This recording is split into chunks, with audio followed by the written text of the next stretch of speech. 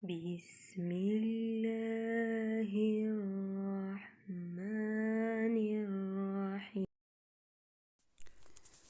سورة البقرة ركوع نمبر 37 بننوائو. أعوذ بالله من الشيطان الرجيم. بسم الله الرحمن الرحيم. يا أيها الذين آمنوا هغا کسانو چې ایمان مراوړی دی، انفقوا من طیبات، خرج کئ د پاک مال نه، ما کسبتم هغه چې تاسو ګټلی دی، ومما اخرجنا لکم او د هغه څه نه چې رایستلی دي مونږ ستاسو دپاره، من الارض د ځمکې نه، ولا تیمموا الخبیث منه او مه کوئ چڼول د ناکاره څیز د دې نه،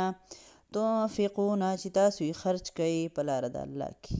ولستم بآخذیه او نه یې تاسو اخیستونکي د هغې، الا ان تغمضوا فیه مګر چې سترګې پټې کوئ تاسو د هغې باندې، یعنې د هغې په اخیستو باندې، واعلموا ان الله غني حمید، پوهه شئ چې الله غني دی، یعنې بې پروا دی، محتاج نه دی، حمید او په خپل ذات کې ستایلی شوی دی. الشیطان یعدکم الفقر، شیطان یری تاسو د غریبۍ نه، ویأمرکم بالفحشاء او حکم کوي تاسو ته په شرمناکو کارونو، د بې حیایۍ په کارونو، والله یعدکم مغفرة منه وفضلا او الله تاسو سره وعده کوي د بخانې د خپل طرف نه او د فضل خپل، والله واسع علیم او الله پاک فراخی واله دی او پوهه دی. یؤتی الحکمة من یشاء، الله ورکوي حکمت چاله چې غواړي، یعنې چاله چې خوښه شي، ومن یؤت الحکمة او هغه چاته چې ورکړلی شو ورته حکمت، فقد اوتی خیرا کثیرا پس یقینا ورکړی شو هغه ته خیر ډیر، وما یذکر الا اولو الالباب او نه نیسي نصیحت مګر د عقل خاوندان، وما انفقتم من نفقة او هغه چې تاسو خرج کوئ د نفقې نه، یعنې د مال نه، او نذرتم من نذر او یا ومنئ په ځان باندې یو نظر، فإن الله یعلمه پس بېشک الله ته د هغې پته ده، معلوم دی الله ته هغه، وما للظالمین من انصار او نشته دی ظالمانانو دپاره څوک مددګار. ان تبدو الصدقات فنعما هی، کچری تاسو ښکاره ورکئ صدقې خیراتونه پس دا بهتره ده، ښکلی کار دی، ښه کار دی. وان تخفوها کچری تاسو یې پټې ورکئ صدقې، وتؤتوها الفقراء او ورکئ فقیرانو ته، فهو خیر لکم نو دا بهتره ده ستاسو دپاره، ویکفر عنکم من سیئاتکم او لرې کوي ستاسو نه ګناهونه ستاسو، والله بما تعملون خبیر او الله ستاسو په عملونو خبردار دی. لیس علیک هداهم نشته دی په تا باندې ذمهداري د هدایت د دوی، ولکن الله یهدي من یشاء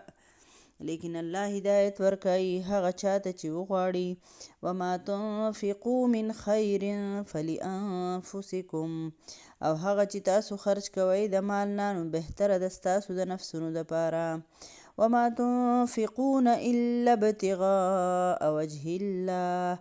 او نه خرج کوئ تاسو مګر دپاره د غوښتلو د الله د رضا، وما تنفقوا من خیر یوفى الیکم او هغه چې تاسو یې خرج کوئ د مال نه نو پوره به درکړی شي تاسو ته، وانتم لا تظلمون او په تاسو به ظلم نه کیږي. للفقراء الذین دپاره د هغه فقیرانو کسانو، احصرو چې راګیر کړلی شوي دي، فی سبیل الله په لاره د الله کې، لا یستطیعون ضربا فی الارض چې نه لري طاقت د ګرځېدو په ځمکه کې، یحسبهم الجاهل اغنیاء من التعفف ګمان کوي جاهله خلک یعنې ناخبره خلک د مالدارۍ په دوی باندې په وجه د دوی د بې سوالۍ چې دوی سوال نه کوي، تعرفهم بسیماهم ته پیژندې شي دوی د دوی د نښو نه لا یسألون الناس الحافا نه کوي سوال د خلکو نه په انختې سره په سختۍ سره وما تنفقوا من خیر او هغه چې تاسو خرج کوئ د مال نه فإن الله به علیم پس بېشکه الله په هغې باندې پوهه دی. په دې رکوع کې الله رب العالمین فرمایي چې ای مؤمنانو د الله په لار کې پاکیزه څیزونه خرج کوئ او الله چې ستاسو دپاره څه د ځمکې نه راایستي دي کم مال کم فصل میوه غله دانه نو په هغې کې هم بهترینه خرج کوئ چړول مه کوئ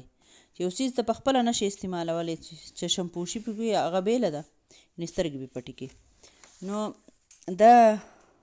برا بن عازب رضی الله تعالی عنه صحابي وایي دا زمونږ د انصارو په حق کې دا آیت نازل شوی دی. وایي خبره دا وه چې مونږ انصار چې وو کجورو والو د کجورو باغونه به ومو نو مونږ به ټولو لکه دغه راوړل د غونچې به هم لکه روغ غونچک چې ورته وایي که نه وایي دا به مونږ راوشو کوو نو مونږ به راوړو په دغه کې مدینه په مسجد نبوي کې به مویزان کو ځکه چې اصحاب صفه واله داسې وو چې د هغوی سره به د خوراک څښاک څه ونه لکه علم به یې زده کوو دغلته ناست وو نو مونږ به غونچک راوړو نو چا به یو چا به دوه راوړو نو هلته به په جومات کې اویزان کو نو هغو به ترې خوړل نو چې چا به څوک به راله نو بس دغه به یې همسا به یې راواغستو نو هغه به یې په همسا باندې به یې ووهو نو هغه غونچک نو څه وچې یو سلم دې کجورې به ترې راتاوه شوې نو هغه به یې وخوړې نو وایي چې د چا به د نیکۍ سوچ نه و جو هغو به چېرته کې ردي او ناقصه کجورې چې به وې که نه یا ماتې ګوډې ځینې دي که نه وچې په غونچک کې خو پوره چلي که نه ځینې ښکلی ښایسته تر و تازه او ښکلی غونچکي او خوشه چې ورته وایي که نه او ځینې چې نو ځینې کې ګډوډ دغه ښکلې دانې پکې نه نو برا رضی الله تعالی عنه فرمایي وایي چې کله دا آیت نازل شو چې مونږ به ناکاره کجورې ځینې خلکو راوړی که نه نو وایي بیا به هر یو صحابي چې دی د ښه نه ښه کجورې راوړی لکه مونږ به په غونچکونو کې بیا ښکلی غونچک کتو نو هغه به هم بیا راوړو د الله په لار کې هم لکه صدقه کوو که نه. او په دې کې د زکات خبره هم راځي اکثر خلک چې دی چې د زکات کپړو والا د زکات د کپړو د دکان وباسي نو چې کم مال یې نه خرڅېږي او نه خرڅېږي خو لا بیا هم خیر دی خو چې کم ردي شوي یا پکې څه سوړي یا ناقص مال نو هغه په زکات کې حساب کړي نو داسې به نه کوئ. دغه شانتې کې خیراتي یا طالب ډوډۍ غواړئ نو تاسو پکې څه وي او بېکاره پکې ګورئ نو داسې مه کوئ. خیر دی چې میلمه در باندې را روان یا څه کله څه ضرورت یا داسې نو خیر دی خو لکه هر وخت داسې مه کوه ځکه چې تو دا سوچ کوه چې دا زه الله له ورکومه که نه داسې خو نه دی دا تو دې بنده له خو نه ورکوې ته خو د الله د رضا دپاره دا ورکوې که نه. یو حدیث مفهوم داسې دی که نه چې تاسو کله د الله په لار کې صدقه ورکوئ نو دا بنده له چې دوی په لاس کې ورکوې نو دا بنده نه مخکې د الله په لاس کې ځي که نه په دې سوچ تو صدقه ورکوه بیا ورته ګوره چې په نوټونو کې به هم بیا نوی نوټ ګورې ځکه چې سوچ دې دا راشي زه الله له دا ورکوم که نه دا سوچ وکړئ دا څونه غټه خبره په بنده باندې غونې زیګ شي که نه. بیا الله رب العالمین فرمایي شیطان تاسو سره د غریبۍ وعدې کوي او تاسو له د بې حیایۍ د شرمناکو کارونو حکم دله درکوي او د الله تعالی ستاسو سره وعده ده د مغفرت او د خپل فضل. نو خبره دا ده چې د صدقې په وخت کې ډېر زیات شیطاني خیالات راځي ځکه چې د هر بنده په زړه کې دا خبر راځي چې وګوره دا مې اوس ورکړه یا پکې لویي راشي چې وګوره دونه ورکولی شم یا پکې ریا راشي چې ورېږه چې خلک یې ویني یا یې پړه کې دا راشي چې وګوره که مې نوی ورکړی نو اوس به راسره یې پلان کې څیز به مې پې اخیستی او دا کار به مې کړی نو دا مختلفې وسوسې دا شیطان د انسان د ذهن ته رااچوي. او بل طرف ته الله پاک را سره څه وعده کوي د نبي صلی الله علیه وسلم په خوله ښکلې مبارکه باندې مونږ ته څه وایي چې نبي صلی الله علیه وسلم فرمایي چې هره ورځ سحر په وخت کې 2 فرشتې نازلیږي په هغې کې یوه داسې دعا کوي وایي یا الله خرج کوونکو له نوره زیاته ورکه څوک خرج کوي د الله په لاره کې نو هغوی له نوره ډېره ورکه او بله بددعا کوي بله فرشته خیرې کوي یا الله چې څوک لاس نیسي نو د هغو باندې ونیولې که لکه هغو له مه ورکوه نو فرشته سخي دپاره دعا کوي او د بخیل لپاره خیرې کوي. بیا الله رب العالمین دلته د حکمت ذکر کړی دی چې الله چاله حکمت ورکړي نو هغه له ډېر خیر ورکړلی شو. نو د حکمت مختلف تعریفونه دي که نه چې دا حکمت څه شی دی او ټول په خپل خپل ځای باندې ټیک دي. لکه د رسول الله صلی الله علیه وسلم فرمایي چې رأس الحکمت مخافة الله، د ټولو نه غټ حکمت چې دی د الله تعالی یره ده، نه تقوا ده. ځکه چې تقوا هغه څیز دی چې انسان په نیغه لار روانولی شي. نو دغه شانتې امام شافعي رحمت الله علیه فرمایي چې د حکمت نه مراد سنت رسول الله صلی الله علیه وسلم دی. یعنی د حکمت مفهوم هغه داسې بیانوي چې یو کار په ټیک طریقه باندې کولو ته حکمت ویلی کېږي، او دغه ټیک طریقه د نبي صلی الله علیه وسلم طریقه د الله راته ښوولې ده که نه. دغه شان پاک نبی صلی الله علیه وسلم فرمایي چې الله تعالی د چا سره د خیر اراده وکړي نو هغه له د دین پوهه ورکړي. الله د چا سره د خیر اراده وکړي نو هغه له د دین پوهه ورکړي. بیا الله رب العالمین د نظر خبره کړې ده. نو درست نظر پوره کول شته دی، هغه ضروري دي که نه. اصل کې نظر دا دی چې بنده وایي چې یا الله که زما د فلانکې حاجت پوره شو نو زه به داسې فلانکې نیک کار به کوم یا فلانکۍ صدقه به ورکوم، یا د الله سره لوز وکړي داسې د یوې خبرې چې خدای زه به دا کار کوم، حالانکه هغه الله فرض کړي نه وي او دوی به ځان په خپله فرض کړي که نه. زه به 3 ختمونه د قرآن کوم، نو الله خو به نه وي فرض کړي، دوی به ځان باندې فرض کو. زه به 10 روژې نیسم، الله خو به نه وي کړي، دوی به ځان باندې فرض کو. الله چې که دا فلانکې کار دې ماله وکړو نو زه به دا فلانکې کار کوم که نه. نو شریعت د نظر په باره کې دا وایي چې که نظر ستا د حلال او د جایز کار دپاره کړي او د الله نه دې غوښتي نو هغه خو بیا پوره که. ځکه چې دغه ته یو بنده عهد د الله سره وکړي که نه، نو دا به بیا ته پوره کړې او دا په هر حالت کې به ته پوره کړې. خو شرط پکې دا دی چې دا نظر دی صحیح حلال او جایز کار دپاره. او که نظر دی د ناجایزه یا د غیر الله د الله نه سوا د بل چا په نوم باندې چې بابا پتا به شال غوړوم یا پلانکي سره به ورانه کوم یا د مور سره به خبرې نه کوم یا داسې د معصیت د ګناه نظر دی منلی، نو د دې نظر منل هم ګناه ده او د دې نظر پوره کول هم د عذاب موجب ګرځي که نه. نو داسې نظر که څوک ومني چې هغه ناجایزه وي نو هغه به د هغې په بدل کې استغفار وایي دا کس، او هغه کار به نه کوي کوم چې ویلي دغه کار به نه کوي او استغفار د الله نه بخښنه غواړي نو توبه وباسي که نه. خو هسې هم نظر منل چې دي په شرعي نقطه نظر سره ټیک کار نه دی، نظر مه منئ. سیدنا عبدالله بن عمر رضی الله عنه فرمایي چې رسول الله صلی الله علیه وسلم مونږ د نظر منلو منع کړي او وی فرمایل چې نظر خدای الله تقدیر نشي بدلولی. چې تو نظر ومنې چې خدای دا کار رالو کې زه به درله داسې چل وکړم که نه، زه به دونه نفل وکړم، زه به دونه روجې ونیسم، نو ستا چې په تقدیر کې صحیح در رسي خو به عقله که تقدیر خو دا نظر نشي بدلولی که نه. خو البته په دې طریقه الله پاک د بخیل نه مال راوباسي. دا د بخاري شریف حدیث دی. حقیقت دا دی دا خلک دغه شان نظر مني جو بیا خیرات او صدقې کوي سینه کوي که نه. بیا د پټې صدقې او د ښکاره صدقې خبره شوې ده. نو د پټې صدقې هم خپل اهمیت دی او د ښکاره صدقې چې ریا پکې نه نو هغه هم ثواب دی. پاک نبی صلی الله علیه وسلم فرمایل، سیدنا انس بن مالک رضی الله عنه فرمایي چې کله الله پاک ځمکه پیدا کړه نو د ځمکې ټالی وهلې لکه ړقېده، الله پاک پې غرونه کېښودل او دې غر ته ووایي چې دا ځمکه ونیسه لکه میخ چې پیټک وهي، نو دا ودرېده، دا ځمکه ودرېده. نو دې فرشتو ته داسې ناشنا ښکاره شوه چې اله دې غرونو لکه دا ځمکه ودروله. نو ویې پروردګاره چې تو چې کوم څونه مخلوق تا پیدا کړی په دې کې د غر نه بل مضبوط سخت څیز شته؟ نو الله ورته وفرمیل وی او وسپنه ده. فرشتو ورته وی پروردګاره د اوسپنې نه بیا سخت څه څیز شته؟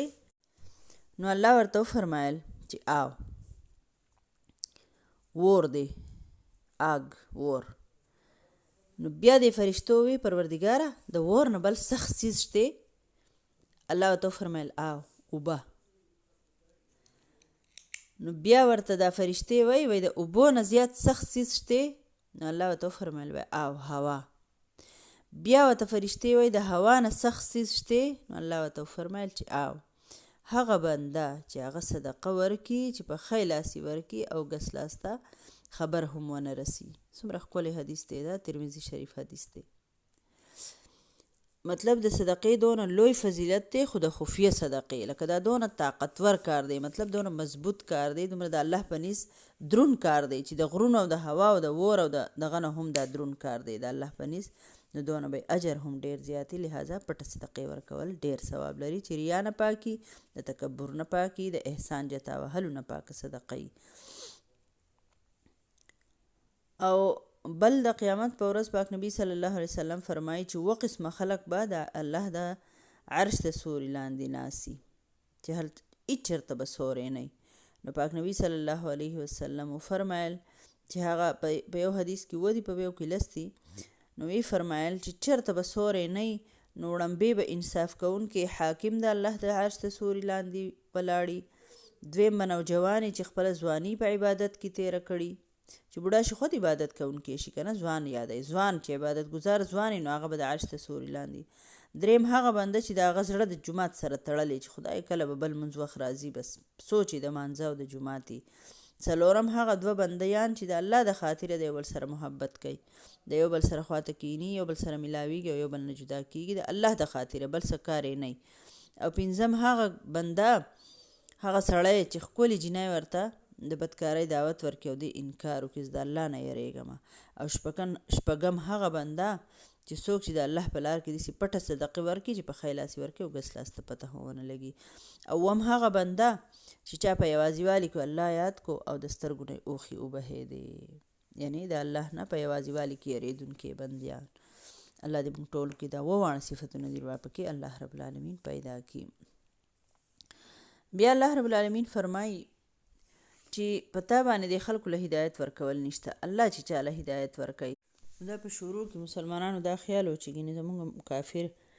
محتاج او غریبانان او بیماران او لکه بېوسه بېکسه چې دي نو هغوی باندې موږ خرچ نه شو کولی. نو الله پاک ورته فرمایي چې نه، هدایت د الله په لاس کې دی، پاتې شو دنیاوي حاجتونه پوره کول د الله د رضا د خاطره د حاجتمن مدد کول چې دی نو الله به اجر درکوي، لکه ضایع کېږي نه الله به اجر درکوي. بیا الله رب العالمین فرمایي وی للفقراء الذین، یعنی د پاره د فقیرانو هغه کسانو، یعنی دا صدقې د هغه غریبانانو خلکو د پاره دي چې د هغوی د الله په لار کې دوی راګیر دي او د په طاقت نه لري په ځمکه کې د ګرځېدو که نه، او خلک وایي چې ګینې دا خو دغه دي، لکه مطلب دوی سره روزګار نشي کولی قرآن زده کوي، دین زده کوي که نه، څنګه اصحاب صفه چې وو که نه، نو د دې خلکو ضرورتونه په کار ده چې تاسو وپېژنئ او هغوی پوره کوئ، لکه د هغوی د مخونو نه د هغوی غریبي چې دي هغه کیفیت چې هغه پیژندلی کېږي. دوی د خلکو پسې نښلي نه، سوال نه کوي، الحاف انخته ته وایي که نه، تاسو خیال چنګړی چې راشي د کوره بیا بنده ایستې نه شي، دا راکوئ دا وکوئ داسې وکوئ، پیزار جامې پیسې وریجې چیني لکه څه نه وي که نه، دغه شان دا انخته خلک چې دی نو دا د ورکړې قابل نه دي. د الله هغه بندیان چې هغوی نه غواړي سوال نه کوي په خپله سپینه جامه باندې د عزت په جامه باندې نشي غوښتی سوال نشي کولی، الله فرمایي دغه وپېژنئ او ورکوئ وله. بل ابو سعید خدري رضی الله عنه فرمایي چې رسول الله صلی الله علیه وسلم فرمایل چې کوم بنده ځان د سوال نه بچ کوي نو الله به هم د سوال نه بچ کوي، او څوک چې د دنیا نه بې پروا شي نو الله به دې بې پروا کړي، لکه د دنیا پسې به هیره سپکوي، او څوک چې کوشش د صبر کوي نو الله به دې صابره کړي، او د صبر نه بهترین او کشاده او فراخه یو نعمت هم نشته دی. نو الله دې زموږ د ټولو نه راضي او خوشحاله شي، او الله دې موږ د هر قسم سوال نه بچ کړي. د الله پر راکړې شوي نعمتونه دي الله پاک د صبر او د شکر توفیق راته نصیب کړي، آمین.